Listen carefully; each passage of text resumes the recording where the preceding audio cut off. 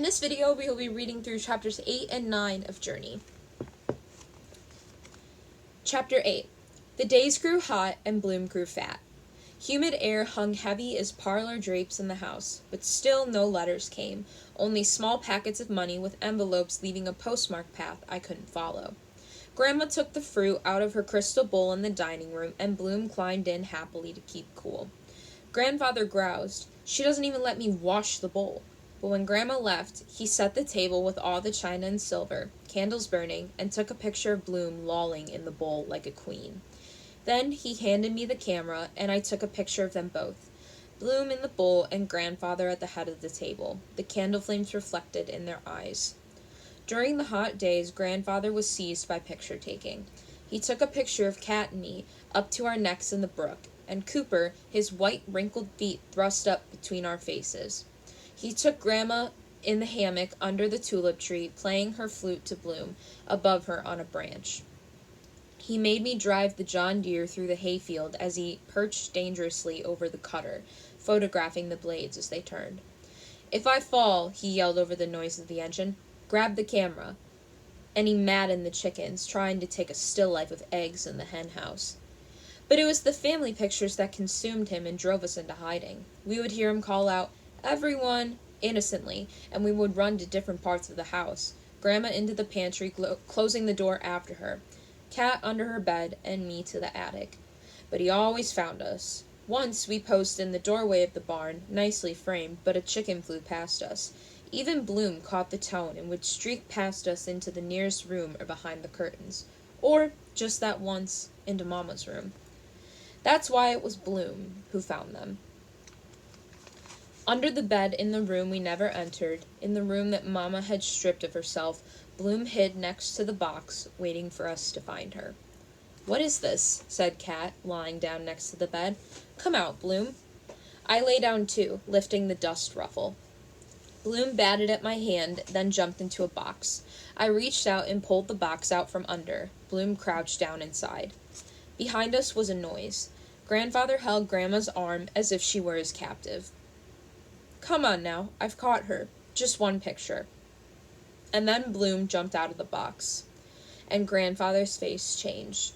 Inside the box were torn pictures, hundreds of them. Bits and pieces of faces and arms and bodies. Slices of scenes of sky and flowers. A door, a porch here, the barn, the face of a cow peering over the fence. A baby's hand. I stood up. Grandma put her hand on my shoulder. "She didn't throw them away," I said, my voice a whisper. "Doesn't look like it," said Grandfather stiffly. He exchanged a look with Grandma. "Well," said Cat, getting up and dusting off her pants, "she sure did in our family, didn't she?" No one spoke. Then Cat looked up at Grandfather and Grandma. "It looks like murder to me." Murder. The word washed over me. It did look like a killing. Cat was right. Inside that box were people. Cat and Mama and Papa. And me. Was that baby's hand my hand? I picked up the box and looked at Cat. Her face was pale. Tears sat at the corners of her eyes. "I'll fix this, Cat," I said to her. "I'll tape these pictures back together again." "Oh, Journey," began Grandma, but Grandfather stopped her. "It's all right, Lottie. Journey's got a right to these pictures." He reached into the box and cradled a handful of torn pictures in his hand. Pieces slipped through his fingers like water. "It's Journey's past," he said. Morning has come and gone, and afternoon too.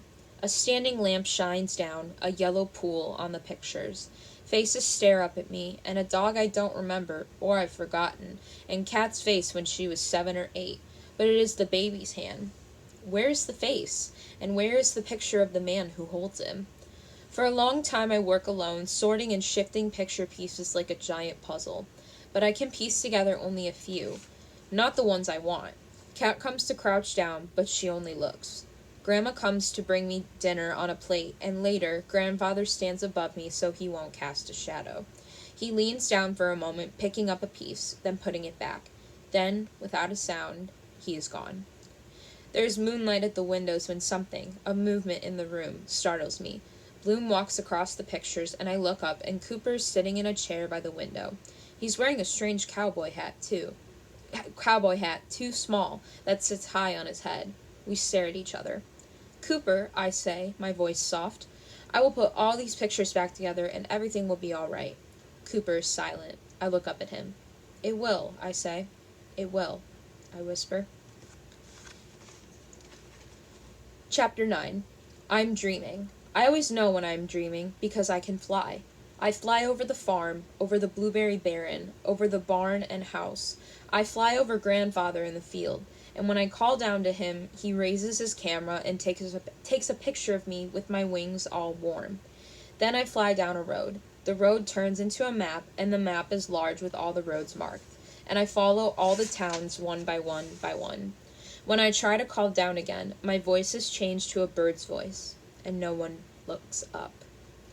I woke up sweating, with early light coming in the window.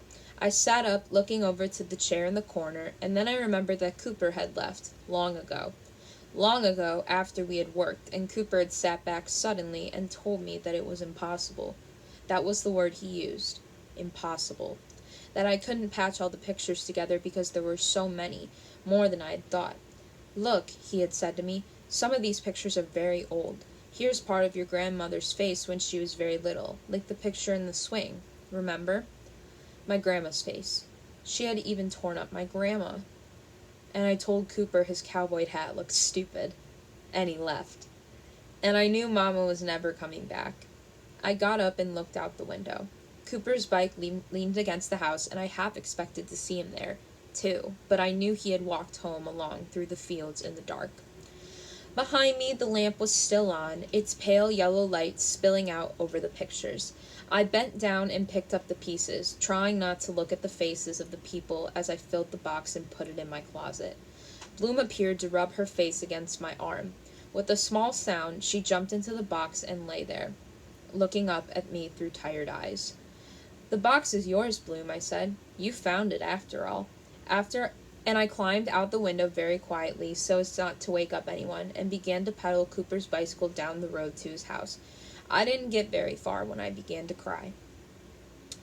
Cooper's house was white clapboard with a cement sidewalk, his mother's narrow lines of alternating white petunias and red salvia on either side. I thought of Grandma's growing garden of flowers and vegetables, getting larger as the days passed. Cooper's mother didn't like to garden. If God had wanted us to garden, he would have had plots all dug up waiting for us, and he wouldn't have created weeds neither, she once said. I wheeled the bicycle up the walk. I was not surprised to see Cooper sitting on the front porch in a white metal chair. I was not surprised, either, that he still wore his cowboy hat. Thanks for bringing my bike, he said. I'm sorry, what I said about your hat, I told him. Cooper nodded. I sat down next to him.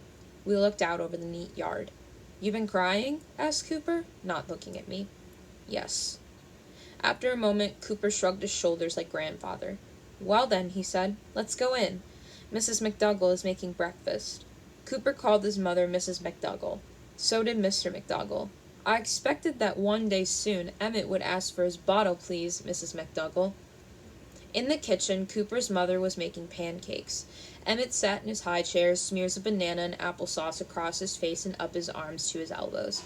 His hair was stuck to his scalp with pancake syrup. Food lined the creases of his neck like putty. He's learning to feed himself, explained Mrs. McDougall, putting a plate in front of me. You'll have some breakfast, Journey? Emmett grinned at me, banana oozing around his two front teeth. Just a little, please, I said, and Cooper laughed. Mr. McDougall, called Cooper's mother.